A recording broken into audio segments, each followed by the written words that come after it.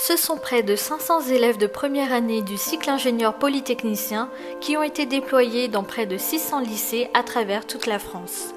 Malgré la crise sanitaire, l'opération Monge se déroule actuellement depuis janvier et jusqu'en mars. Elle a pour objectif de promouvoir les filières scientifiques et techniques d'excellence pour impacter les lycéens et lycéennes qui ne s'orienteraient pas d'eux-mêmes vers ces formations en raison d'un manque d'information ou d'une possible autocensure.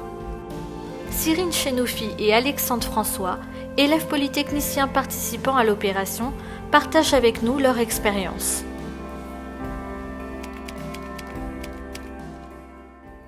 L'opération Monge, c'est qu'elle a pour objectif de favoriser la diversité à l'IX, mais plus globalement dans les carrières d'ingénieurs, parce que c'est vrai qu'en France, c'est un cursus dont la diversité est assez réduite, et donc l'accès à ces tous-là est assez disparate en France. Donc c'est l'objectif de l'ouvrir plus à toutes les zones, tous les individus, tous les potentiels. Quand moi je me déplace dans un lycée et que je parle à un jeune, il peut essayer de se voir en moi, se projeter en moi, et il peut voir que finalement il n'y a pas une grosse différence entre moi et cette personne qui est devant moi aujourd'hui, et ça va créer une grosse proximité, et donc ça va encourager ces jeunes. Donc je dis pas que le but de l'opération c'est de dire à tout le monde qu'il faut faire des études d'ingénieur ou des études de sciences poussées. C'est juste de dire aux personnes qui aimeraient bien le faire de ne pas s'auto-censurer à cause de raisons ethniques, d'un handicap, du genre, etc. Les études en école d'ingénieur, je pense, font un peu rêver. Et si on a des jeunes qui ont ce rêve, moi je vais leur dire allez-y, foncez, vous n'avez rien à perdre à part vous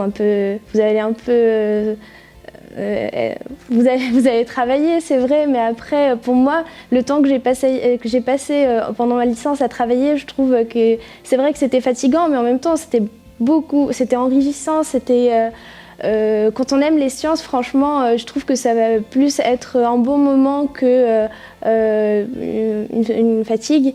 Et puis, autre chose, peut-être que dans certains lycées, on n'a pas encore conscience du fait qu'on peut accéder aux écoles d'ingénieurs, pas seulement en ayant fait une prépa.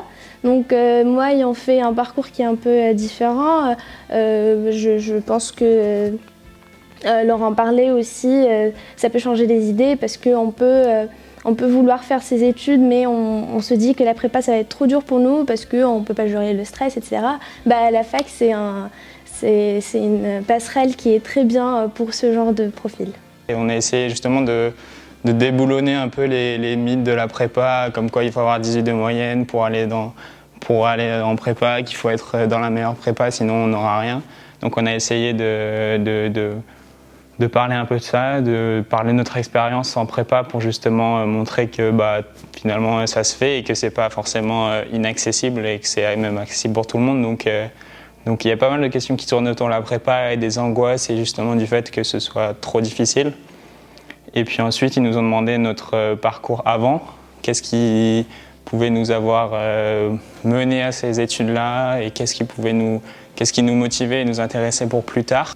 Jusqu'à aujourd'hui, on voit quand même qu'il y a pas assez de femmes dans le domaine des sciences, et même s'il y a, on a un peu ces préjugés que les filles vont faire des études de médecine ou des études de biologie, mais pas forcément des maths, de la physique, etc.